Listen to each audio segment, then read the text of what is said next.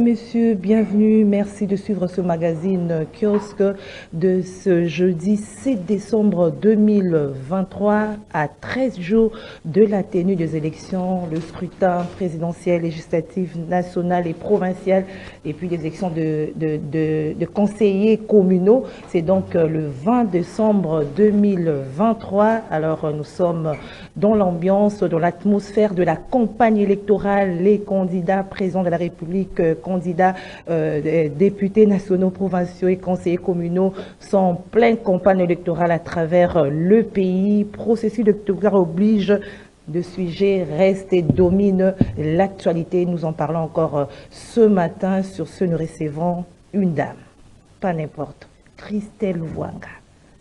Madame, honorable, bonjour. Bonjour madame, merci de l'invitation et surtout bonjour à tous les téléspectateurs de Kiosque que je rencontre chaque jour, ils ne cessent de me dire mais pourquoi vous ne passez plus sur Kiosque? C'est la question qui revient chaque jour. Même ce matin j'étais à l'église, tout le monde me pose la question mais pourquoi tu passes pas? Parfois on explique que Kiosque c'est vraiment une émission qui est dédiée aux journalistes, oui, avec l'analyse sur l'actualité politique. Après, ce n'est pas facile de revenir lorsque une émission a un cahier des charges bien défini. Mais bon, voilà, je suis là. On a forcé, hein, vous êtes là. Oui, on a forcé et heureusement que c'est ma famille. Kiosque, c'est tout là où tout a commencé. Et donc, je me sentirai toujours à l'aise. Et merci pour vous tous, merci pour l'équipe technique, merci à la CCTV qui ne cesse de m'accompagner depuis mon élection jusqu'à aujourd'hui. Cette chaîne a toujours été une amie pour moi. Et surtout les téléspectateurs de Kiosque qui constituent pratiquement la moitié de mon électorat. Et je vous dis donc grand merci et bonjour chez vous.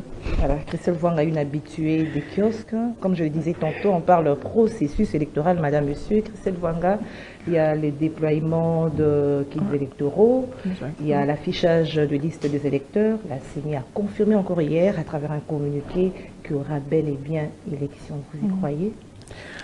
J'y crois parce que dès le début, je disais à mon équipe, mon entourage, lorsqu'on a commencé la pré-campagne, ensuite on a commencé la campagne, il y avait toujours des gens avec des pamphlets qu'on recevait sur les réseaux sociaux qui disaient qu'il n'y aura pas élection. Et bon, après, avec mon œil analytique, je disais toujours qu'il y aura élection. Il y aura élection. Pourquoi? Il y a d'abord, bon, là, je réfléchis comme une journaliste. Je mets un peu ma casquette de politique à côté. J'analyse les faits. Les faits sont que si le pouvoir en place, le régime qui dirige ce pays actuellement, n'organise pas les élections, ils seront obligés de recourir à d'autres formes de gestion. Donc ça veut dire qu'ils seront obligés soit d'aller à la Cour constitutionnelle pour l'interprétation de l'article qui a d'ailleurs déjà été interprété, c'est-à-dire que le président reste en fonction jusqu'à l'installation du président élu, du nouveau président. Mais compte tenu de positions peut-être géopolitiques, compte tenu de tendances actuelles, des messages qui viennent de certains coins de l'Ouest, de l'Est, alors le régime actuel, s'il n'organise pas les élections, il sera obligé de partager les pouvoirs avec d'autres membres de l'opposition. Et ça, je ne pense pas que le régime actuel est capable de le faire ou voudra le faire. Et donc ça, c'est d'abord la première raison. La deuxième raison, c'est quand même sur le plan international.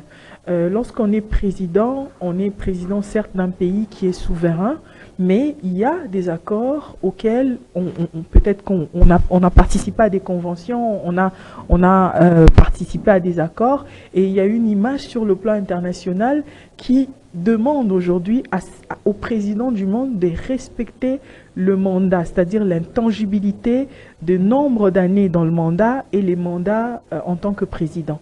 Et donc, le président actuel, s'il n'organise pas les élections, il glisse. Et quand il glisse sur le plan international, ce qu'il va faire, sa note va diminuer parce que ce sera le président qui est en fonction mais qui est hors délai constitutionnel.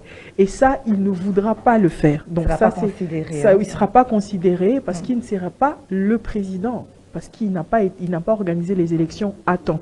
Donc il y va aussi de sa réputation et il y va aussi de sa renommée, donc il organisera les élections. Deuxième chose, troisième chose, et ça c'est vraiment dommage, c'est quand même la qualité des élections, la qualité des cartes d'électeurs, oui. Ce n'est pas bien. Aujourd'hui, lorsque je me promène dans mes bases, je remarque que 50% des électeurs ont déjà leur carte où soit il y a plus de visage, soit il y a plus de nom, et certains ont du mal à se réveiller à 5 heures du matin pour aller chercher une autre carte d'électeur. Donc c'est vraiment compliqué. Je pense qu'on n'a pas misé sur la qualité de la carte d'électeur, et ça peut avoir ou ça aura un impact négatif sur le vote. Il y aura un faible pourcentage des Congolais qui iront voter parce qu'ils ne veulent pas, voilà, ils ne veulent pas se mêler, se réveiller à 4 heures du matin, à 5 heures du matin, aller dans les maisons communales pour aller chercher, voilà, pour les duplicata, aller chercher une autre carte d'électeur. Donc voilà un peu, madame, quelques éléments. Ça, c'est du point de vue purement politique qui, quand je regardais, je me disais, il y aura élection. Ils ne peuvent pas ne pas organiser les élections. Mais vous avez évoqué la question de la qualité de carte des électeurs, où il n'y a pas de visage. Est-ce qu'on ne va pas remettre en cause la qualité même des élections? Exactement, madame. Ça, c'est automatique. Je vous ai dit qu'il y aura un faible taux de participation des électeurs parce qu'ils ne partiront pas, parce qu'ils n'ont pas eu de duplicata, ils n'ont pas eu de carte d'électeur. Et là, déjà, sur le plan de la qualité, ça pose déjà un grand problème. Maintenant, avec tout ce qu'on voit sur les réseaux, il faut repasser la carte, voilà, pour faire sortir les visages.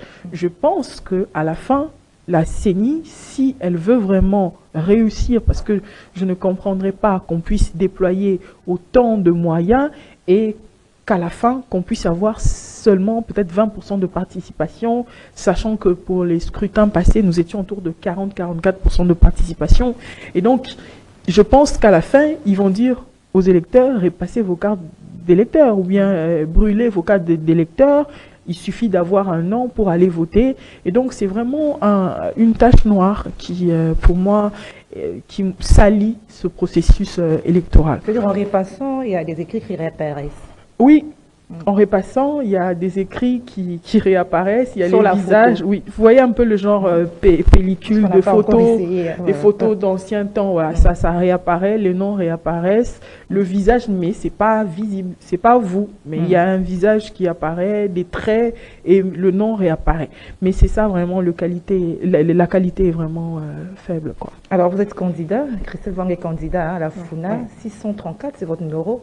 Mais vous ne voyez pas qu'avec ce problème, cette problématique de la carte d'électeur, ça risque pas de diminuer les nombres de vos électeurs, le nombre des personnes qui vont voter en votre faveur?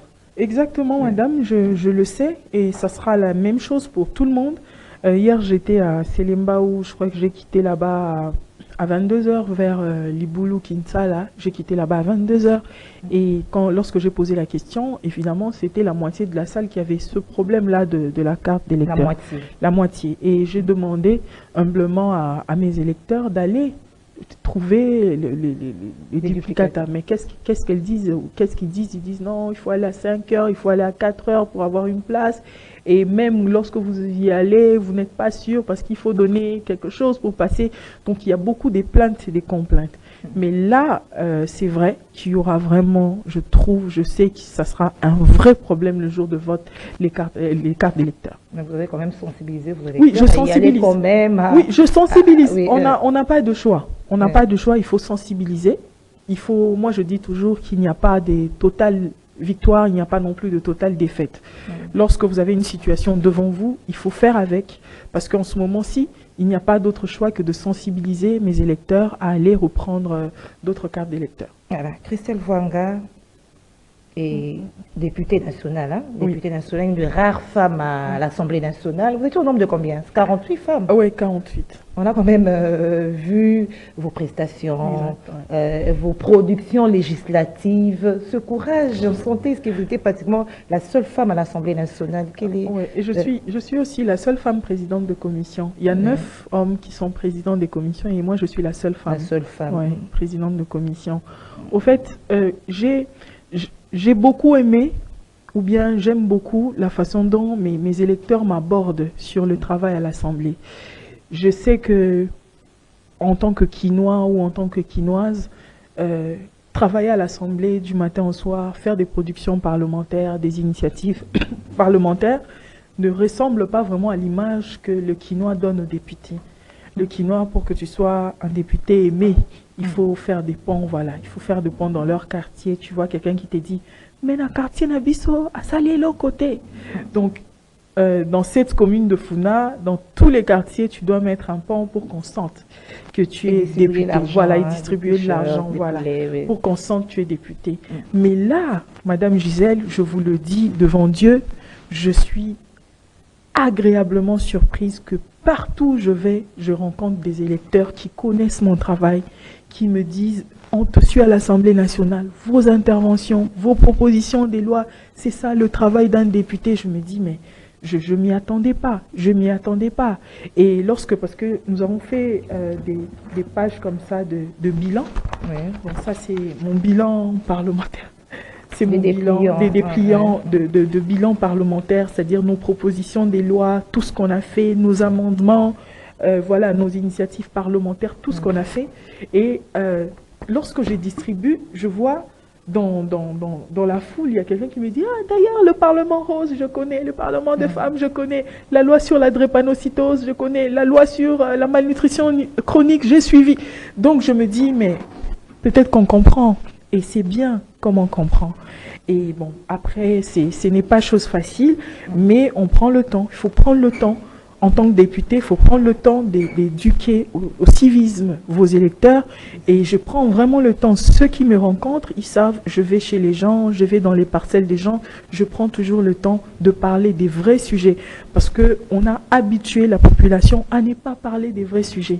Mais quand moi je descends, je parle de l'éducation, je parle de la santé. Et ils sont convaincus. Je parle madame, souvent quand je parle, peut-être je peux parler pendant 30 minutes, vous allez voir, les gens ne parlent pas. C'est-à-dire les gens écoutent.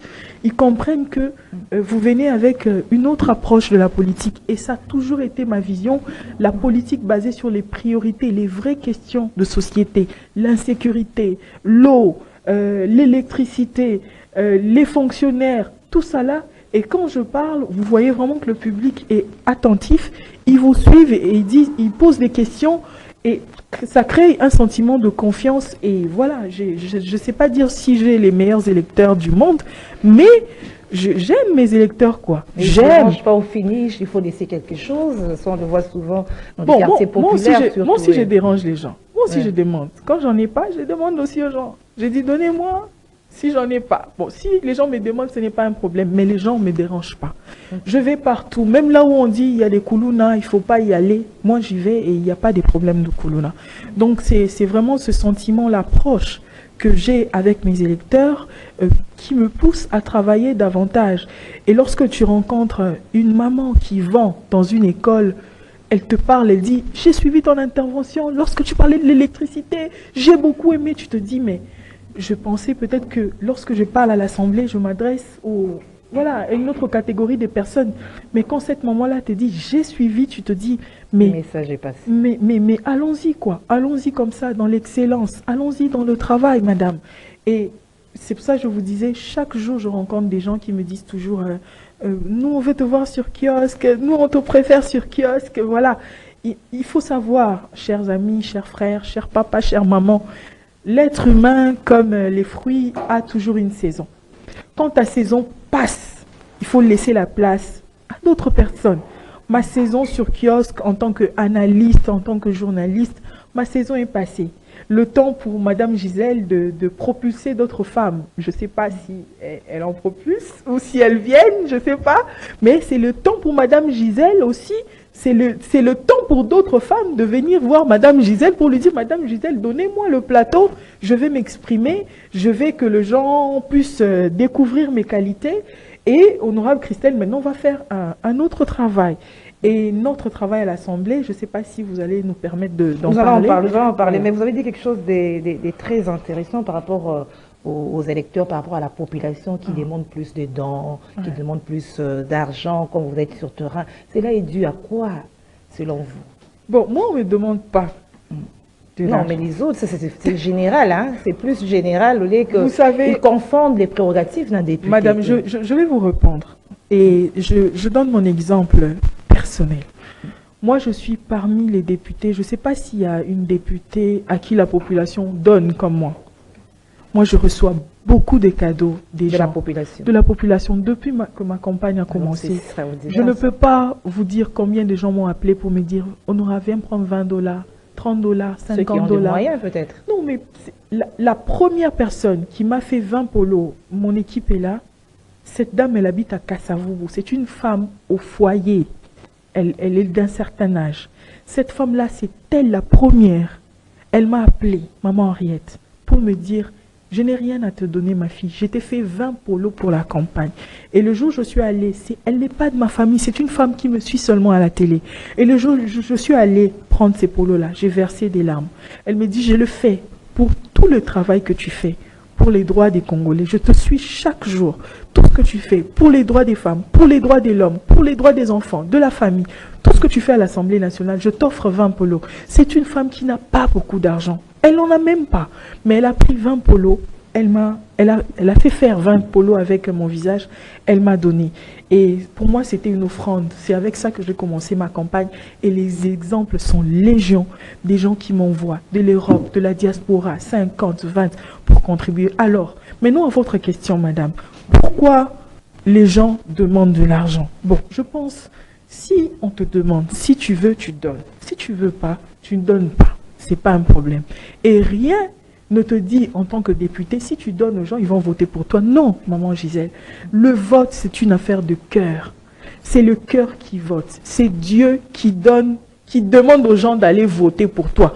Moi, il y a des personnes qui ont voté pour moi. Nayebi Bangote. Je ne les ai jamais vues, jamais rencontrées. Donc, jamais, au grand jamais.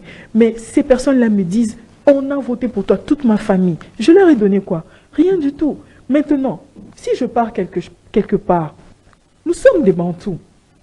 Dans notre culture, un chef, quand il arrive, tu ne peux pas.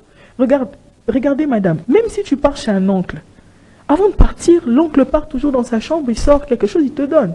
Même nos mamans, si tu pars la voir, elle te dit, je n'ai rien, mais elle entre dans la chambre, elle prend un pagne, elle te donne. Alors, si tu vas quelque part, tu penses que tu peux acheter du jus pour les gens, tu peux acheter de l'eau, tu le fais. Si tu n'en as pas, tu ne le fais pas. Mais simplement, il ne faut pas le faire pour qu'on vote pour toi parce que ça ne se fait pas ainsi. Ça ne se fait pas comme ça. Ce n'est pas en donnant qu'on va voter pour toi. Et donc, il y a aussi une autre part, c'est aussi la pauvreté dans laquelle nous vivons. Madame, les gens sont tellement pauvres. On peut interdire à la population de prendre un polo du député. Mais le polo, avant tout, c'est un habit. C'est un habit. Peut-être qu'en prenant ce polo-là, ce n'est pas pour les élections qu'il prend. Peut-être qu'il le prend parce qu'il n'a pas d'habit à mettre. Alors il prend un t-shirt, il le prend. Peut-être qu'on parle, non, il ne faut pas prendre le pagne d'un député. Peut-être qu'en prenant le pagne, c'est parce qu'elle n'en a pas. Mais c'est de la corruption, hein? C'est dans oui, je ne sais pas, madame, je ne sais pas si vous me saisissez. Je parle de l'état actuel dans lequel nous vivons. C'est-à-dire nous vivons dans une pauvreté telle que la personne qui vient vous donner, c'est difficile de refuser ce qu'il donne parce qu'on en a besoin. On ne peut pas comparer la campagne qu'on fait ici et la campagne électorale qu'on fait en France. Il est clair qu'en France, tu ne distribues pas à manger. Tu ne donnes pas à manger. Il est clair qu'en France, tu ne donnes pas des pagnes. Mais si, par exemple, on donne des pagnes ici, soit, d'un côté, c'est parce que les gens en demandent, parce qu'ils n'en ont pas, mais c'est aussi le travail du député. Là où moi, je suis claire avec vous, je pense que le devoir, c'est aussi du député de dire que non, je ne donne pas le pagne, ou bien je ne donne pas pendant ce temps de la campagne. Peut-être si vous voulez, je vais vous donner après. Mais dans tous les cas, nous sommes dans un cercle qui nous démontre la réalité de ce que nous vivons sur terrain. Justement, alors le député doit revenir dans ses prérogatives, c'est celle d'emmener tout ce problème au percheur pour des solutions au lieu de distribuer de panne, c'est ça? Oui, c'est ce que moi je fais par exemple. Ouais. Je passe tout mon temps à travailler. Et je vous ai dit au début, quand je travaillais, il y a des gens qui ne comprenaient pas. Je disais, Seigneur, je suis élu de Kinshasa, mais est-ce que les Kinois, ils pourront me juger par le travail à l'Assemblée nationale ou par les dons que je donne, les ponts que je construis? Est-ce qu'ils vont me juger par rapport à cela? Mais je vous ai dit que je suis agréablement surprise, que lorsque je bats campagne, les gens me rappellent mes interventions à l'Assemblée. Ce matin, il y a papa qui a dit, même si je ne te voyais pas, j'allais voter pour toi. Pour moi, tu es la meilleure députée. Tu es la meilleure députée. Je suis présente. Je suis présidente d'une commission. Du début à la fin du mandat. Je commençais aux droits de l'homme, je me retrouve au genre en tant que présidente de commission. Je termine, je deviens président, j'accumule, je deviens présidente du réseau des parlementaires abolitionnistes. Là, avec des sénateurs. Mon vice-président, c'est un sénateur. À un moment donné, je pars à Genève, où j'entre dans les présidiums des députés aux droits de l'homme. 144 députés que je vais diriger du monde. C'est un travail parlementaire. Et voir la population apprécier ce travail parlementaire-là, où on parle de la santé, de l'éducation, de la sécurité, de tous les problèmes, de tous ces maux qui rongent notre société, je me dis bravo, bravo à nous, on a fait quelque chose. Dans le cadre du social de la population, au niveau de l'Assemblée nationale, parce que le vrai problème, comme vous l'avez soulevé, c'est le social. Oui. Alors vous êtes déjà intervenu dans ce sens-là? Si vous regardez dans mon papier de bilan, oui. J'ai fait au total 380 interventions. Que vous pouvez suivre les interventions en plénière, vous pouvez les suivre sur ma page, sur mes réseaux sociaux, mais par contre, les interventions en commission, pas moyen parce qu'on ne filme pas. Et là, c'est plus nombreux parce que vous savez que tous les travaux à l'Assemblée nationale se déroulent en commission. La plénière, ce n'est que rendre le travail, peut-être une fois ou 2 fois par semaine. Alors, dans mes 380 interventions, on ne parle pas des extraterrestres, on ne parle pas d'autres planètes. On parle évidemment des questions sociétales. Je travaille dans le domaine des droits de l'homme, ça veut dire je parle des prisons, je parle de la protection des individus, des arrestations arbitraires. Madame, quelle est cette prison du Congo que moi je ne connais pas? La dernière que j'ai visitée, c'est Buluwo. Je suis allée partout. Je suis allée à Ngenga, je suis allée à Buluwo, je suis allée à Kassapa, Makala, n'en parlons pas, Ndolo, n'en parlons pas. Je connais toutes les prisons, presque toutes les prisons de la République démocratique du Congo. J'ai visité presque toutes les provinces, les fins fonds du Congo. Je suis allée là-bas. Je suis allée et je me dis, excusez-moi, je suis croyante, je me dis que Dieu voulait vraiment que je puisse travailler là-bas pour palper du doigt les vraies réalités, passez-moi l'expression, les vraies réalités de la population congolaise en général. Au début, je n'étais qu'une simple députée élue de la Funa, Iyabana Funa, mais après, j'ai travaillé partout. Et quand j'ai travaillé partout, j'ai compris une chose, et je n'arrête pas de le dire, que quand je regarde toutes les énergies que nous avons, que ce soit à Kinshasa ou en province, on a tout simplement besoin de canaliser ces énergies, que ce soit pour les femmes, que ce soit pour les hommes. Tout ce dont on a besoin, c'est canaliser cette énergie. Et ça vient d'un leadership fort, un leadership qui met en place des canaux, des vrais canaux d'action. Les femmes qui se réveillent chaque matin pour aller au champ, dans les provinces, elles ont besoin seulement des routes de desserte agricole pour atteindre les zones de consommation. C'est simplement ça. Et lorsqu'on a commencé le projet de 145 territoires, j'ai dit à l'Assemblée nationale, voilà une question sociétale. J'ai dit, au lieu d'avoir un projet hétérogène, où dans tel territoire c'est un hôpital, dans d'autres hôpitaux c'est une école, dans l'autre c'est une prison, je propose que tout l'argent, tous les fonds qu'on veut allouer au projet de 145 territoires, qu'on puisse relier par des routes chaque territoire pour un premier pan du projet. Et lorsqu'on va relier toutes ces contrées, tous les territoires, vous allez voir, les développements arrivent avec la route, simplement la route. Et vous avez été entendu? Non, je n'ai pas été entendu, malheureusement. Malheureusement, je n'ai pas été entendu. Bon, après, il ne faut pas... L'essentiel, j'ai dit ce que je pensais. Le jour que Dieu va me donner un poste où moi-même je signe et je décide, les gens verront. Mais il faut faire tout pour que vos propositions puissent être votées et mises en application. L'Assemblée nationale, c'est un monde de dynamique. C'est un monde de groupe. Lorsque la majorité décide, lorsque vous faites partie d'un groupe qui pense autrement, c'est-à-dire les majorités disent, voilà, la majorité dit on va faire ceci. Lorsque vous dites non, je pense qu'on ne peut pas faire ceci, on va faire cela, et ils disent on va faire cela, il faut se plier heureusement pour moi, il y a des images, j'ai dit, voici ce que je propose. Si on le fait, on commence par les routes, ça va simplifier la tâche et vous allez voir, le développement va arriver. Madame, je rêve du jour où je verrai la tomate de Kivu sera vendue au Congo. C'est possible. Lorsqu'il y a des routes, on peut quitter à Kinshasa, pardon, les tomates vendues à Kinshasa, on peut quitter Kinshasa pour aller acheter des tomates, des pommes de terre dans l'espace Kivu pour venir vendre à Kinshasa. S'il y a des routes, on peut acheter n'importe quoi. On peut acheter les poissons à Mbandaka pour venir. Donc, il y a toutes ces possibilités-là qu'on peut explorer rien qu'en reliant les territoires avec les routes. C'est-à-dire quoi? Christelle Vanga a fait des propositions à l'Assemblée nationale, bonne d'ailleurs en faveur de la population, étant minoritaire. Peut-être vous êtes des fois étouffé, c'est ça? Bon, je ne vais pas dire, je vous ai dit, madame, je ne vais pas dire étouffé. Je suis... La loi de la majorité. Voilà, c'est la loi de la majorité. Je suis une politique, j'assume. C'est ça la démocratie. Lorsque vous vous levez, même si votre idée est la meilleure, si les autres pensent que ce n'est pas le moment, il faut tout simplement vous incliner.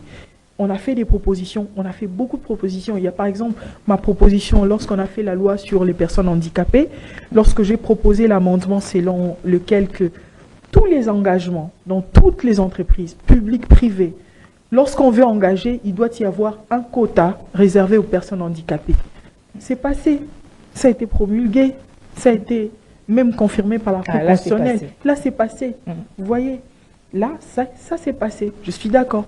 Lorsqu'on a commencé à analyser la loi électorale, lorsque je me suis levée pour ajouter une incise ou un amendement sur les candidatures féminines pour pousser les femmes à être candidates, là, c'est passé. Mon amendement est passé, ça a été voté massivement et ça a été promulgué dans la loi électorale.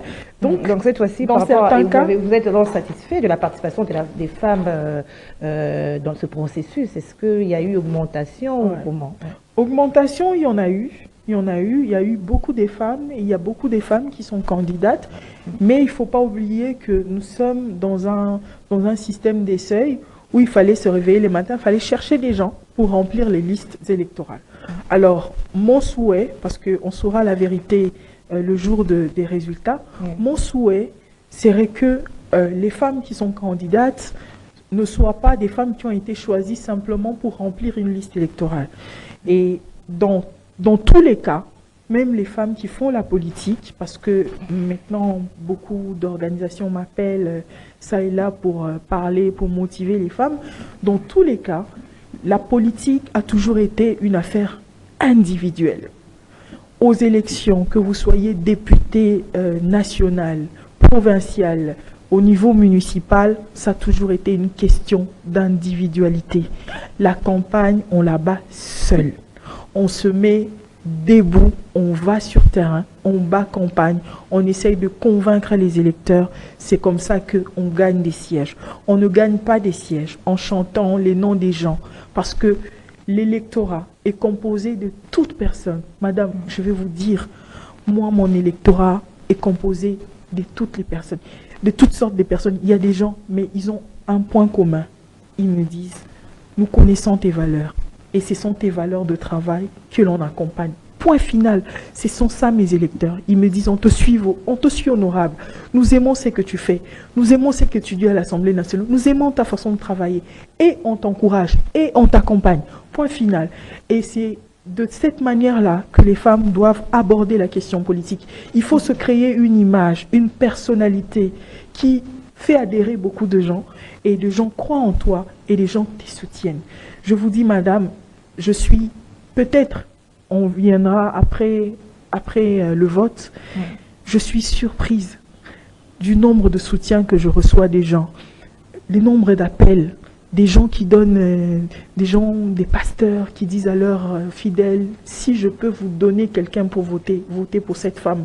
Et les nombres de messages, des messages que je reçois, je suis vraiment agréablement surprise. Cela est dû à quoi, selon vous?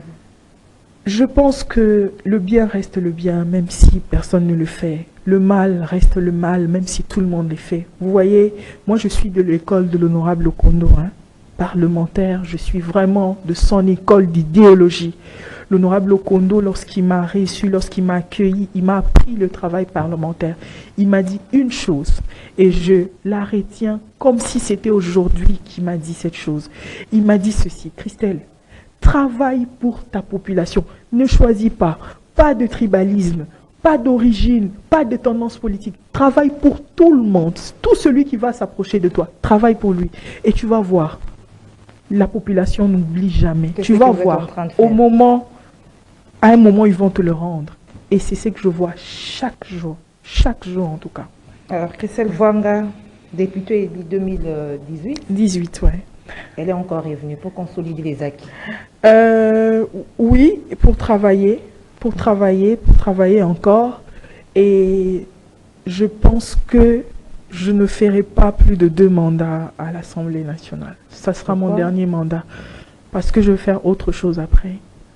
Ça sera si je suis élue cette fois-ci, c'est fini. Alors, vous voulez encore défendre les intérêts de la population de la FUNA, que vous maîtrisez très bien. Oui, je maîtrise bien la FUNA. Je suis née à la FUNA, j'ai grandi à la FUNA, j'ai étudié à la FUNA et j'y habite. Jusqu'aujourd'hui, j'habite à la FUNA. Et j'ai grandi vraiment dans ce monde-là où je me réveillais le matin, je traversais des communes pour aller à l'école à pied, où les papas du quartier, ou dans mon quartier, lorsqu'un élève ne voulait pas étudier, un enfant ne voulait pas étudier, on disait « on va t'accuser chez Christelle », où j'encadrais les jeunes à l'église, où c'est vraiment mon monde. Et la politique, je ne sais pas, madame, je ne sais pas, mais la politique, c'est vraiment moi. Tout le monde me disait, quand j'étais à l'université, quand j'étais à l'école, quand j'étais dans des mouvements des jeunes, associations, j'étais toujours là en train de parler, porte-parole et tout. Et même mes professeurs me disaient, toi, Vwanga, il faut que tu fasses la politique. Toi, tu es comme les femmes politiques. Toi, on me disait ça, mais moi-même, je ne comprenais pas pourquoi ils me disaient tous, il fallait que je fasse la politique. FUNA, c'est mon berceau. Et la difficulté qu'on a aujourd'hui, que moi j'ai particulièrement, c'est que physiquement, je ne pourrais pas être partout, madame. Je le veux. Hier, j'ai fini à 22h. Avant-hier, j'ai quitté Makala à 22h. Hier, c'est les Bawa à 22h. Je me réveille aujourd'hui à 6h. J'ai commencé à Kimbangu à 6h. Donc, de 6h à 22h, je suis sur terrain en train d'aller voir les gens qui m'appellent, ça et là.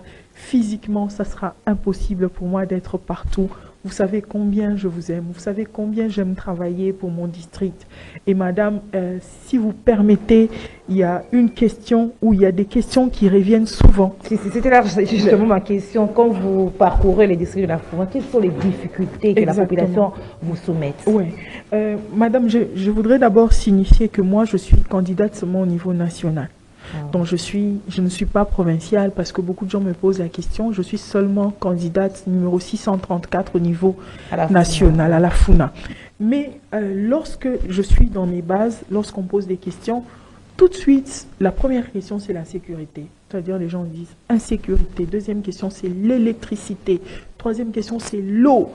Après, c'est l'état des routes. Après, il y a des jeunes qui disent, voilà, on n'a pas de travail, etc. Alors, la difficulté que j'ai rencontrée en tant qu'élu national de Kin, sur les questions de Kinshasa, je me rappelle un jour, avec le président de l'Assemblée nationale, c'était un peu à photo tiré du haut de la tribune, parce que je défendais une question de Kinshasa, et le président de l'Assemblée, voilà, il m'a fait comprendre que la question que je défendais, c'était une question qui relevait de l'Assemblée provinciale. Effectivement, il avait raison. Il avait raison. C'était une question, c'était un débat qu'il fallait avoir au niveau de l'Assemblée provinciale, pas au niveau de l'Assemblée nationale. Mais là devant, je suis face à une réalité où mes électeurs me poussent, ils me disent, mais non, parce que moi je ne peux pas expliquer à tout moment à mes électeurs que non, moi je suis député national, cette question ce n'est pas la question des députés national, allez voir les députés provinciaux, c'est eux, en fait, les habitants, ils ont besoin de la solution. Et je me suis dit non, mais moi je suis attaqué de mes électeurs. Ils veulent que je parle, même si c'est une question de l'Assemblée provinciale. Monsieur le Président, excusez-moi, je vais le dire ici parce que je suis élu de Kinshasa et mes électeurs me regardent, ils me disent « Honorable, il y a la sécurité » et moi, je n'ai pas de choix. Donc, moi, j'interpelle les ministres de l'Intérieur. Si vous voulez, demandez au ministre de l'Intérieur de venir avec le gouverneur ici parce que je n'ai pas d'autre moyen que de parler ici. Effectivement, et je saisis cette question pour demander aux électeurs de voter pour les députés provinciaux forts. Les députés provinciaux qui pourront tenir des grands débats au niveau de l'Assemblée provinciale pour permettre à la ville d'aborder des questions ou faire voter des édits qui sont en rapport avec l'évolution ou la stagnation de la population. Et donc, j'ai vraiment compris qu'il y avait cette question liée à la ville qui revenait à tout moment. La question de la pluie, après la pluie, les Quinois, nous ne vivons pas, nous vivotons. Des inondations. Et cette phrase, je la tiens d'un papa que j'ai rencontré hier à une base Angafani. Il m'a dit, Honorable Christelle, nous ne vivons pas, nous vivotons. Voilà, c'est-à-dire que nous ne vivons pas comme des humains. Nous nous réveillons le matin. Moi, j'habite à la Funa, j'habite à Kassavoubou. J'habite à Kassavoubou, madame, vous vous réveillez, il n'y a pas de courant, il n'y a pas d'électricité. Vous ne pouvez... Mais comment vous pouvez penser développement si vous avez déjà des problèmes d'eau, vous avez déjà des problèmes d'électricité? Mais qu'est-ce que l'honorable Christelle n'a pas dit à l'Assemblée? Ma célèbre intervention qui a été vue plus d'1 million de fois avec le DG de la SNEL, qu'est-ce que l'honorable Christelle n'a pas dit? Qu'est-ce que sur l'électricité, sur l'eau, qu'est-ce qu'elle n'a pas dit? Sur l'insécurité, s'il ne suffisait que des paroles, que de mes paroles, peut-être que ça allait changer. Peut-être que ça allait changer. Mais comme c'est un tout... Il suffit de quoi, ouais. Comme c'est un tout, l'honorable Christelle est là. Elle est prête à parler, elle est prête à travailler, elle est prête à faire des propositions de loi. Mais ça ne suffit pas. Il suffit également de nommer des ministres qui ont cette éthique-là de travail, qui ont cette idéologie de bien travailler pour l'État. Ensuite, il faudrait nommer également des juges ou, je ne sais pas moi, au niveau institutionnel, nommer des personnes qui ont cet amour du pays, qui sont des vrais patriotes, qui aiment ces pays. Parce qu'en réalité, même si moi j'aime ce pays, mais là où Dieu m'a mis pour l'instant, ce n'est que les propositions, ce n'est que parler. Je le fais, bien sûr. Mais les résultats, c'est d'autres personnes qui ont le stylo en main. Alors, comment changer cet état des choses? Parce que, comme vous voulez dire, étant que député, vous parlez, oui. Mais au finish, peut-être que votre proposition ne va pas être votée ou mise en application. Alors, comment faire pour changer les choses?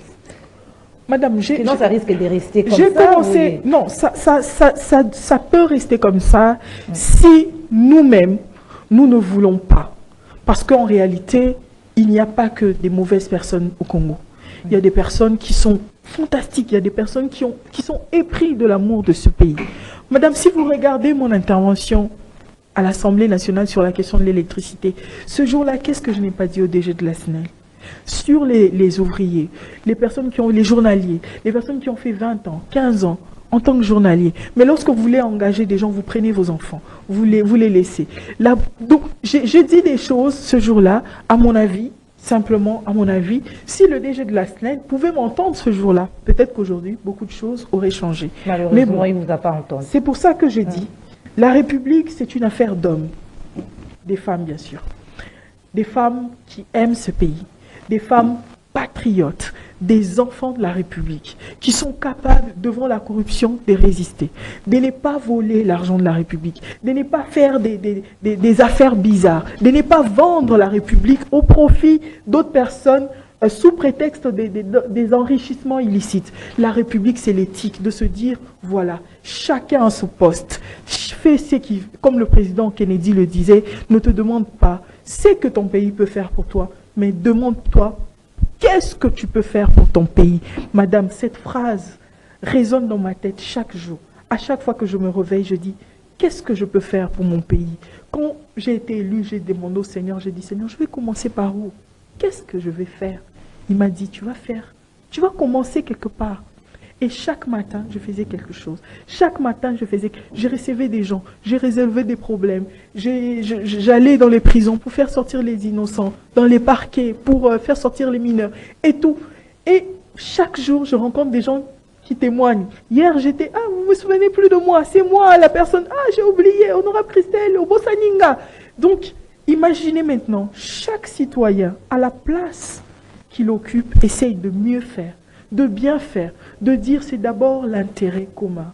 Madame, vous savez, il y a une histoire dans la mythologie grecque, parce que le modèle de la République de la démocratie qu'on utilise, ça vient de la Grèce. Alors, il y a un homme qu'on appelle Thémistocle. Thémistocle, on raconte qu'ils étaient en guerre et au retour, ils ont fait une découverte. Ils ont découvert une mine d'argent. Et quand ils ont découvert, ils étaient avec des soldats, ils ont commencé à donner des idées. Certains, ils ont dit, on partage. Comme ça, chacun prend pour lui, on partage. Lui, Thémistocle, il se réveille. Il dit à ses amis, il dit, si on partage, demain, nos enfants auront besoin des écoles. Qu'est-ce que nous allons faire? Demain, nos enfants auront besoin des hôpitaux. Qu'est-ce qu'on va faire? Pourquoi ne pas utiliser cet argent pour construire des hôpitaux? L'intérêt commun. Pour construire des écoles, intérêt commun. Madame, nous avons appuyé 100 bibliothèques et 100 laboratoires de 100 écoles de la Funa. De 100 écoles. On pouvait prendre cet argent, on pouvait acheter de la bière, on pouvait acheter du poisson, on pouvait acheter des gâteaux. Mais on a dit l'intérêt commun. Si on réhabilite une bibliothèque, les enfants passeront et apprendront. C'est ça la vision de la vie, l'intérêt commun. C'est ça la politique. Réfléchir, qu'est-ce qu'on peut faire ensemble? Qu'est-ce qui peut profiter à tout le monde? C'est ce que l'on veut.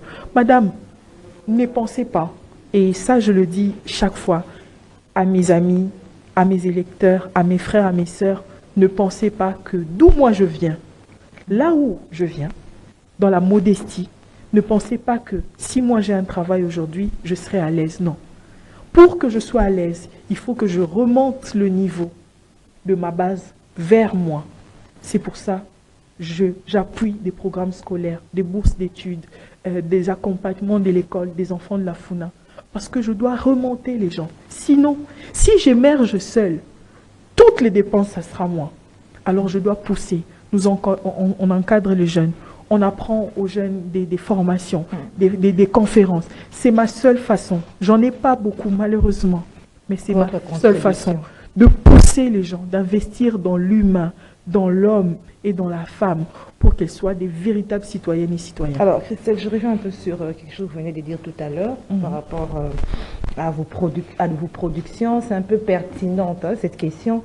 C'est-à-dire que vous pouvez avoir une proposition, mais la majorité, si elle emporte, la proposition ne passe pas. Vous ne voyez pas qu'en tant que député, si vous êtes élu pour cette fois-ci, il faudrait peut-être essayer de trouver ou de faire une autre proposition, dans le sens que les choses puissent bouger, qu'on voie quand même la pertinence de la question, qu'on ne s'occupe pas des majorités, opposition, mais qu'on regarde la pertinence de la question en faveur de la population. Vous ne pouvez pas proposer une loi, si je peux dire ça, dans ce sens-là. Oui, dans le cadre de mes propos, en fait, je ne parlais pas vraiment de majorité pouvoir ou bien opposition, non. La voix qui domine à l'Assemblée nationale, la voix dominante. La voix dominante par rapport à un sujet. Parce que vous pouvez avoir un sujet, par exemple, quand je soutenais la loi sur les candidatures féminines, là, c'était et l'opposition et la majorité, les hommes, souvent, ils n'étaient pas d'accord. Donc, ce n'est pas par rapport à la grande majorité ou la petite minorité, non. C'est par rapport à la vision, parce que certaines questions n'ont pas des tendances politiques. Normalement, devant certaines questions, il n'y a pas des majorités, il n'y a pas d'opposition, il n'y a pas des grandes majorités, il n'y en a pas. La vraie question, c'est l'éthique. La vraie question, c'est le bien-être. La vraie question, c'est le mandat du député qui est non impératif, comme le dit la Constitution. Le député travaille pour sa population, point final. Le député est le représentant de la population, point final. La question qu'il faut se poser, est-ce que ce que je suis en train de faire, la population est d'accord ou sera d'accord avec moi? En ce moment-là, tu n'as pas besoin de majorité, d'opposition, des non-inscrits, des centres. Non, il n'y en a pas. Tout ce qui m'intéresse, c'est la position, c'est le profit de mon électorat, donc de ma population. C'est ça la plus grande question. Maintenant, à savoir, madame, qu'est-ce qu'il faut, est-ce qu'il faut changer? Malheureusement, ça a toujours été comme ça, je ne sais pas. Dans tous les parlements du monde, ça a toujours été comme ça. Qui vote oui, qui vote pour, qui vote contre. Donc, quand les pour dominent, les contre, vous vous taisez, vous attendez, peut-être vous changez, vous réintroduisez un autre amendement jusqu'à ce que vous allez obtenir. Mais bon. Et la population ne comprend pas. Oui, ne comprend pas. Bon. Elle va peut-être se sentir abandonnée. Oui, madame, je suis d'accord avec vous que la population se sent abandonnée, la population ne comprend pas, mais ce n'est pas toute la population qui ne comprend pas. Je vous ai dit, je suis surprise du niveau de compréhension du travail parlementaire que je rencontre dans ma population de la Funa. Des papas, des mamans qui comprennent parfaitement c'est quoi le travail du député, c'est comment les interventions, c'est comment les votes à l'Assemblée nationale, et ils suivent et ils comprennent parfaitement c'est quoi ce travail-là. Voilà. Et donc voilà. Christelle Vanga, 634, c'est ça hein? 634 dans le district de la Funa, Selembao, Bumbu, Makala, Kalamu, Kasavu, Boubanda, Ngiri, cette commune. Yolo, c'est le quartier. C'est dans Kalamu. C'est dans Kalamu. Vous avez une base à Yolo, apparemment. Mes parents à Yolo. Ah, donc, j'aurai les votes des parents. Voilà. Alors, Christelle, quand vous parcourez le district de la Funa, parce que vous faites le tour depuis que vous avez été élu, quelles sont les difficultés vraiment que la population vous expose en quelques mots parce que les difficultés, comme j'ai dit, Madame Gisèle, c'est l'eau, l'électricité. Après, il y a certains coins où il y a les désenclavements. Hein. Vraiment, il y a des problèmes comme, par exemple, la Selemba, où on trouve vraiment le problème de route. Là, il faut ouvrir un peu. Il y a aussi Makala, un côté Makala qui est vraiment enclavé. Et il y a aussi le Kuluna. Ouais, ça c'est vraiment un problème à Makala. Surtout dans certains coins de la vallée, il y a vraiment cette affaire des Kuluna. Mais moi, j'y vais très tard aussi. Moi, je parle aux Kuluna. Je leur parle. Je leur dis, c'est pas bien ce que vous faites. Est-ce que vous pensez qu'on peut trouver quelque chose? Est-ce que si on vous apprenait un travail, vous allez arrêter? Et tout, je prends vraiment dans toutes mes bases, ils viennent et je leur parle. Et ils écoutent. Après, c'est un processus. C'est aussi une affaire d'éducation. C'est aussi une affaire de repère. Et donc, c'est très important. Pour moi, en tant qu'élu de la Funa, c'est pour ça que j'ai fait beaucoup d'écoles, parce que c'est dans l'école qu'on trouve la relève. Et je parle beaucoup aux enfants, les enfants en général et aux filles en particulier. Il est important de leur présenter des repères, des modèles, pour qu'ils comprennent que vous pouvez réussir dans la vie sans faire ceci, sans verser dans la prostitution, sans verser dans le kuluna. Il est aussi, vous pouvez le faire. Vous pouvez le faire, c'est important. Et je le fais après, dans certains coins, comme je l'ai dit, partout, ce sont pratiquement les mêmes problèmes. Insécurité, dernièrement à Bandal, on a trouvé la dépouille d'un Kuluna qui était réputé, qui tuait les gens, qui blessait les gens. Donc, c'est vraiment les mêmes problèmes qui reviennent. Après, il y a l'électricité, il y a l'eau, il y a l'emploi de jeunes. L'emploi de jeunes qui est aussi très important. Après, à Bandal, il y a aussi le camp Kokolo, où il y a les enfants des militaires, les femmes des Mbassia Basoda, les veuves des militaires. Donc, il y a beaucoup de problèmes. Et nous, on a trouvé, et toutes les personnes, je ne sais pas, madame, si je peux m'adresser, si vous me permettez. Donc, voilà, ça c'est l'ébauche du bilan qu'on a proposé. Et tous mes électeurs savent que chaque année, après le mandat passé, pour la campagne, je fais toujours un calendrier. Un calendrier que je donne à mes électeurs. Bon, si vous voulez appuyer aussi ma campagne, c'est 1000 francs congolais. Si vous me donnez 1000 francs, ça va m'aider avec la campagne, mais c'est aussi gratuit. Donc, s'il y en a, vous donnez. S'il n'y en a pas, vous pouvez m'appeler. Voici le numéro de campagne. On a toute une équipe qui va venir déposer les calendriers chez vous, à la Funa. Dans nos 7 communes, nous avons des équipes qui se sont déployées pour déposer le calendrier. Et derrière le calendrier, j'écris toujours un message moi-même au stylo pour vous dire merci de votre accompagnement. Donc, si vous avez besoin d'un calendrier, appelez-nous et on viendra déposer les calendriers. Laissez mentionner rendez-vous au sommet. Rendez-vous au sommet, comme d'habitude. Comme d'habitude. Comme d'habitude. On vous attend au sommet. Merci, madame, le numéro de téléphone. Nous sommes en train de... C'est le numéro de téléphone que les gens devront appeler. Alors, vous allez communiquer les numéros. Vous allez communiquer les numéros. Alors, le dernier mot, ça sera qu'est-ce que vous promettez à vos électeurs, Christelle Vouanga? Parce que vous appelez à consolider les acquis. Oui. Les acquis des Vouanga à la FUNA. Qu'est-ce que vous promettez à vos électeurs? La même énergie, le même amour de travail, mon implication aux questions qui sont liées à la FUNA. Vous savez, je n'ai jamais quitté la FUNA jusqu'à aujourd'hui. J'habite toujours avec vous.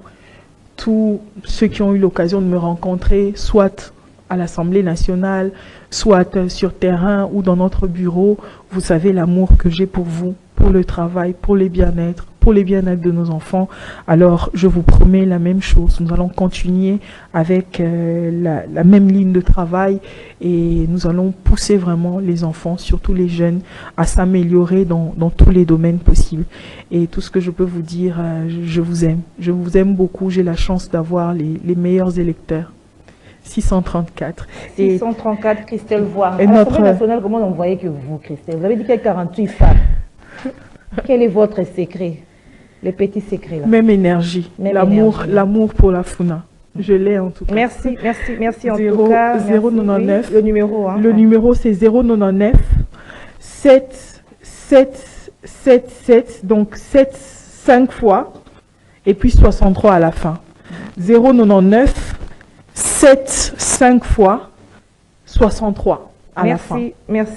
C'est moi qui vous remercie. Vouanga. Merci pour la disponibilité. Je vous en prie, madame. Merci à vous, fidèles téléspectateurs. Voilà, le numéro est là, 634 à la FUNA. Christelle Vouanga Mukongo. Exact. Christelle Vouanga Mukongo.